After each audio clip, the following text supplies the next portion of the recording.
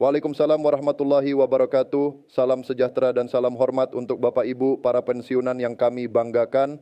Semoga pada hari yang penuh berkah ini, 10 Maret 2026, Bapak Ibu semua senantiasa diberikan kesehatan yang baik, umur yang panjang dan bermanfaat, hati yang tenang, pikiran yang jernih, rezeki yang cukup, serta selalu berada dalam lindungan Allah Subhanahu wa Ta'ala dimanapun berada.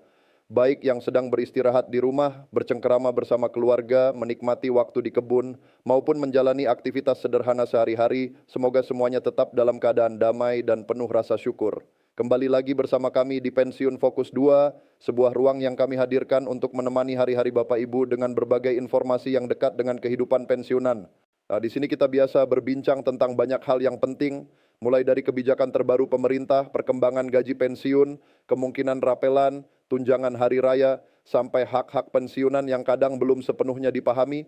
Semua informasi ini bukan sekadar kabar lalu lewat, tetapi menjadi bekal yang sangat berarti dalam menjalani masa pensiun dengan lebih tenang, tertata, dan bermartabat.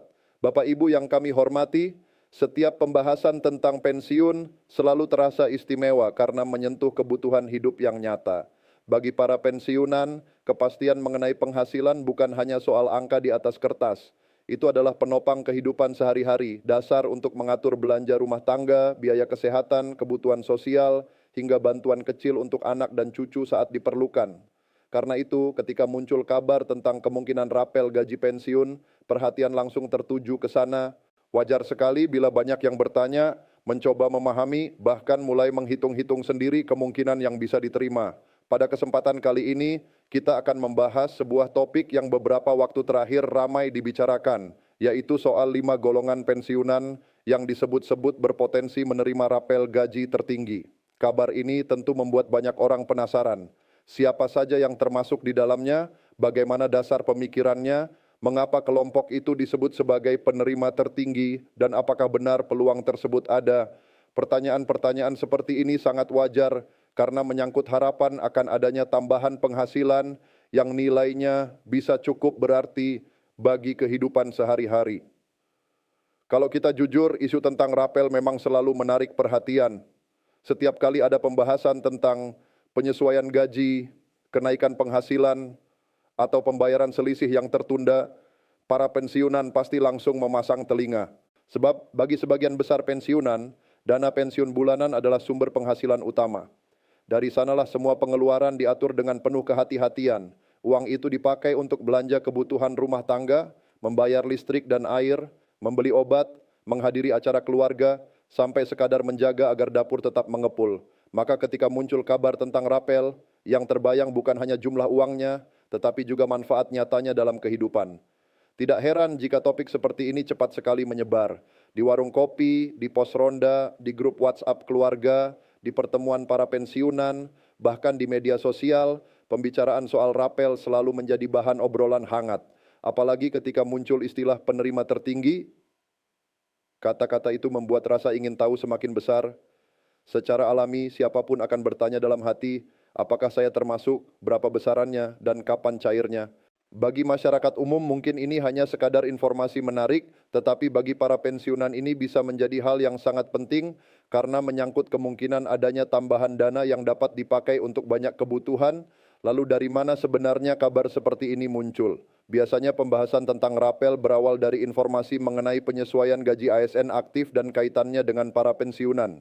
Hubungannya cukup jelas.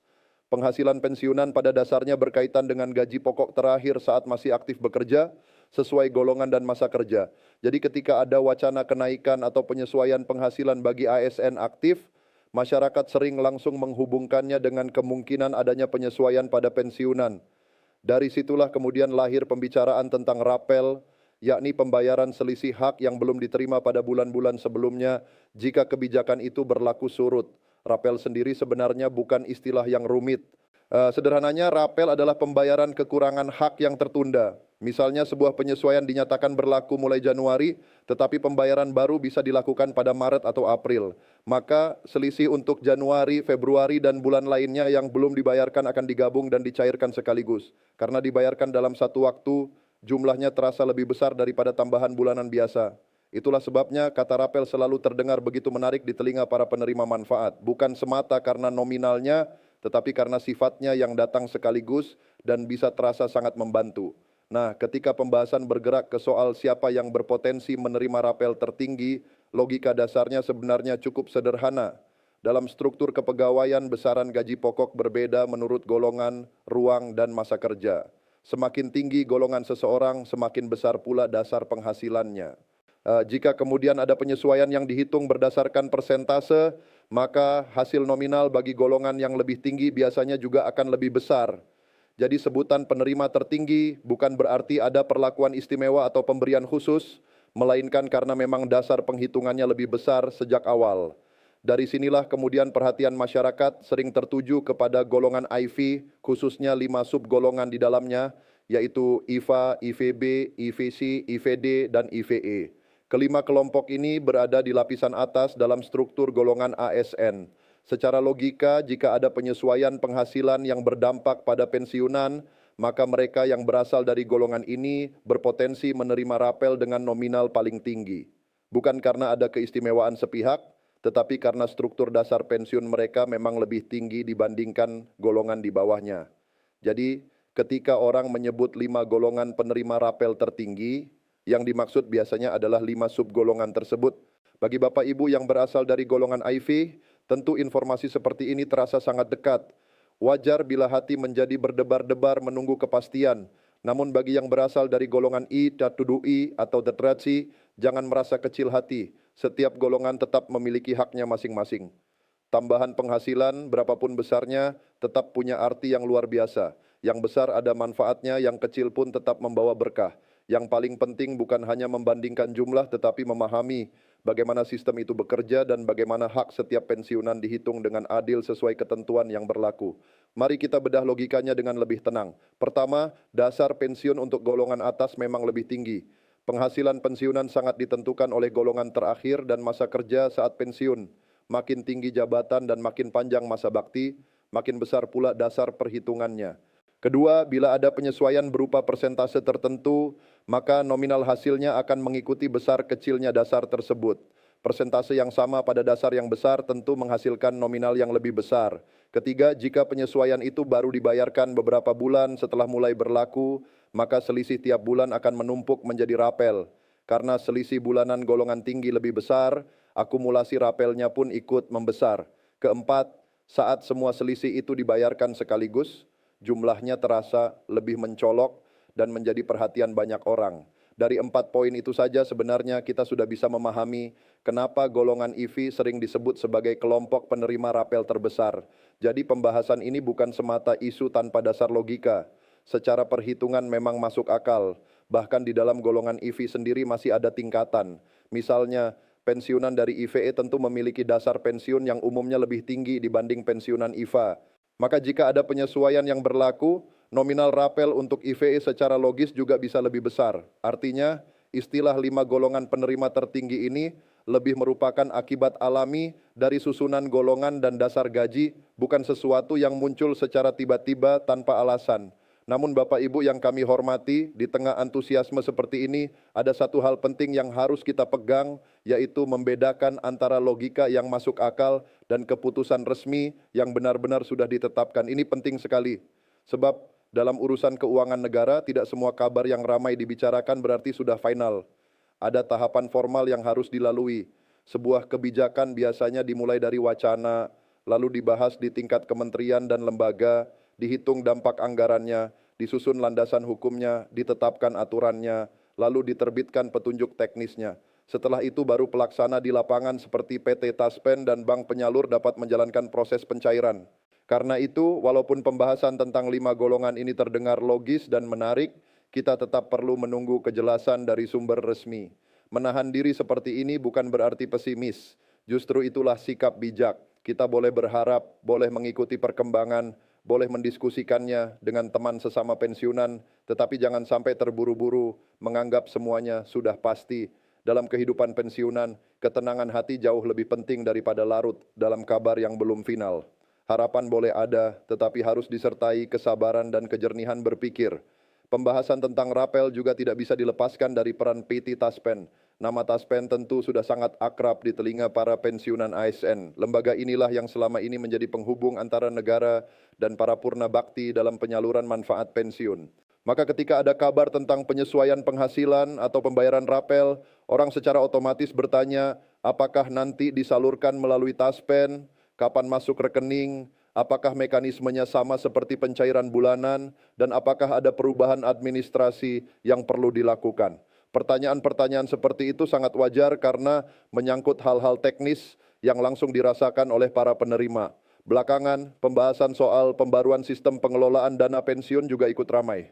Ada anggapan bahwa pemerintah ingin menata sistem pembayaran agar lebih efektif, efisien, aman, dan transparan. Kalau niat ini memang benar dan dijalankan dengan baik, tentu saja itu kabar yang menggembirakan. Para pensiunan pasti berharap layanan menjadi lebih mudah, verifikasi data lebih sederhana, penyaluran dana lebih tepat waktu, dan informasi kebijakan lebih cepat diterima secara jelas. Di era digital seperti sekarang, harapan terhadap layanan publik yang rapi dan modern memang semakin besar, tetapi setiap pembaruan sistem juga harus dilihat dengan tenang. Tujuan yang baik harus dibarengi kesiapan yang matang. Jangan sampai perubahan justru membuat para pensiunan bingung. Dalam urusan pensiun, yang paling dibutuhkan adalah kepastian, kemudahan, dan kecepatan. Kepastian tentang hak yang diterima, kemudahan dalam proses administrasi, dan kecepatan dalam penyaluran dana. Jika sistem baru diterapkan tanpa sosialisasi yang jelas, justru bisa menimbulkan pertanyaan baru. Karena itu, setiap perubahan seharusnya disertai penjelasan yang sederhana, mudah dipahami, dan menjangkau seluruh kalangan pensiunan. Sebagai penerima manfaat, sikap terbaik adalah menyambut hal-hal baik dengan pikiran terbuka tetapi tetap kritis. Artinya, kita tidak menolak mentah-mentah tetapi juga tidak menelan mentah-mentah. Kita simak informasi yang ada, kita bandingkan dengan sumber yang bisa dipercaya, dan kita tunggu penegasan resmi. Dengan cara ini, hati tetap tenang dan pikiran tetap jernih. Masa pensiun adalah masa untuk menikmati hasil pengabdian, bukan masa untuk terus-menerus dikejar kecemasan oleh kabar yang simpang siur. Kembali ke inti pembahasan, bila kita rangkum secara sederhana, 5 golongan yang paling sering disebut sebagai calon penerima rapel gaji tertinggi adalah pensiunan dari golongan IFA, IVB, IVC, IVD, dan IVE. Mengapa mereka? Karena berada di puncak hierarki golongan, memiliki dasar pensiun yang tinggi, dan bila ada penyesuaian yang dihitung dalam persentase, nominal akhirnya bisa paling besar. Bahkan di antara mereka pun masih ada urutan bertingkat, IVE secara umum akan berada di posisi atas, lalu diikuti IVD, IVC, IVB, dan IVA. Jadi sebutan 5 golongan penerima tertinggi itu memang lebih merupakan hasil perhitungan logis sesuai struktur kepegawaian yang sudah dikenal selama ini. Tetapi sekali lagi penting untuk diingat bahwa logika seperti ini belum tentu sama dengan kepastian realisasi di lapangan. Bisa jadi ada penyesuaian, bisa jadi ada ketentuan lain, bisa jadi jadwalnya berbeda, dan bisa juga ada syarat-syarat teknis yang harus dipenuhi. Inilah sebabnya para pensiunan perlu menjaga keseimbangan antara harapan dan kenyataan. Jangan sampai rasa ingin tahu berubah menjadi kegelisahan yang berlebihan. Ikuti kabarnya, pahami logikanya, tetapi tetap pijakkan harapan pada informasi resmi. Bapak Ibu sekalian, para pensiunan di Indonesia datang dari latar belakang yang sangat beragam. Ada yang hidupnya relatif mapan, ada yang masih sangat berhitung dalam setiap pengeluaran, ada yang punya tanggungan keluarga besar, ada yang hidup berdua dengan pasangan, ada yang harus rutin membeli obat, dan ada pula yang masih aktif membantu kebutuhan anak atau cucu. Karena itulah kabar tentang tambahan penghasilan sekecil apapun bisa punya arti yang sangat dalam bagi masing-masing orang. Bagi sebagian orang, tambahan itu mungkin bisa dipakai menabung atau memperbaiki rumah. Bagi yang lain, tambahan itu bisa menjadi penolong untuk biaya kesehatan atau kebutuhan pokok bulanan. Di balik pembicaraan tentang angka, persentase, dan golongan, sebenarnya ada kehidupan nyata yang berjalan. Ada kebutuhan yang harus dipenuhi, ada harapan kecil yang ingin diwujudkan, ada rasa aman yang ingin dijaga. Itulah sebabnya kabar mengenai rapel selalu cepat menyentuh hati para pensiunan. Namun di sisi lain, justru karena topik ini sangat sensitif, kita harus lebih berhati-hati saat menerima informasi. Jangan sampai istilah-istilah yang terdengar menarik malah membuat kita salah paham. Kadang ada juga kabar yang mencampur adukkan rapel dengan tunjangan tambahan, insentif khusus, atau komponen lain yang belum tentu berlaku untuk semua pensiunan. Disinilah pentingnya memahami bahwa keadilan dalam kebijakan publik bukan berarti semua orang menerima jumlah yang sama. Keadilan justru berarti setiap orang menerima haknya sesuai dasar yang berlaku, sesuai golongan, masa kerja, dan ketentuan peraturan. Mereka yang pensiun dari golongan tinggi memang umumnya pernah memikul tanggung jawab yang lebih besar dan memiliki dasar gaji yang lebih tinggi. Maka jika nominal pensiunnya atau rapelnya lebih besar, itu adalah konsekuensi dari sistem yang sudah lama berlaku. Dengan pemahaman seperti ini, kita tidak perlu iri jika ada yang menerima lebih besar. Yang terpenting adalah hak setiap orang dibayarkan dengan benar dan tepat. Karena itu, sikap terbaik dalam menghadapi kabar seperti ini adalah tetap tenang, bijaksana, dan tidak mudah terbawa arus. Silakan disimak setiap perkembangan informasi, silakan berdiskusi dengan teman sesama pensiunan, silakan memahami logika perhitungannya, tetapi jangan menggantungkan ketenangan hidup pada kabar yang belum resmi. Tetaplah menjalani hari-hari dengan kegiatan yang membawa ketentraman. Nikmati waktu bersama keluarga, rawat kesehatan, lakukan aktivitas yang membuat hati damai, dan serahkan segala urusan pada proses yang sedang berjalan. Jika nanti memang ada kebijakan resmi yang menguntungkan dan rapel benar-benar cair, tentu itu akan menjadi kabar baik yang patut disambut dengan penuh rasa syukur. Dan bila ternyata realisasinya berbeda dari yang dibicarakan orang, setidaknya kita sudah siap secara batin karena sejak awal tidak membangun harapan yang terlalu tinggi. Inilah sikap dewasa yang sangat berharga di masa pensiun, mendengar dengan saksama, memahami dengan jernih, berharap dengan wajar, dan menunggu dengan tenang. Pada akhirnya, pembahasan tentang 5 golongan penerima rapel tertinggi mengajarkan satu hal penting kepada kita, bahwa di balik setiap isu yang ramai, selalu ada kebutuhan untuk memahami logika, memeriksa dasar, dan menjaga ketenangan. 5 golongan yang paling sering disebut memang adalah IVA, IVB, IVC, IVD, dan IVE. Secara struktur mereka memang berpotensi menerima nominal terbesar bila ada penyesuaian yang berlaku, namun besarnya harapan harus tetap diimbangi dengan kebijaksanaan menunggu kepastian resmi, sebab ketenangan hati dan kejernihan pikiran tetap menjadi harta yang paling berharga bagi setiap pensiunan. Semoga apa yang kita bahas kali ini bisa membantu Bapak Ibu memahami duduk persoalannya dengan lebih tenang, bukan untuk membuat hati semakin resah, tetapi justru agar kita bisa melihat persoalan ini dengan pandangan yang lebih jernih. Semoga setiap kabar baik yang benar-benar menjadi hak Bapak Ibu dapat segera terrealisasi dengan lancar, mudah, dan membawa manfaat yang besar bagi kehidupan sehari-hari. Dan semoga kita semua selalu diberikan kesehatan, kesabaran, serta rezeki yang penuh berkah dalam menjalani masa pensiun yang mulia ini.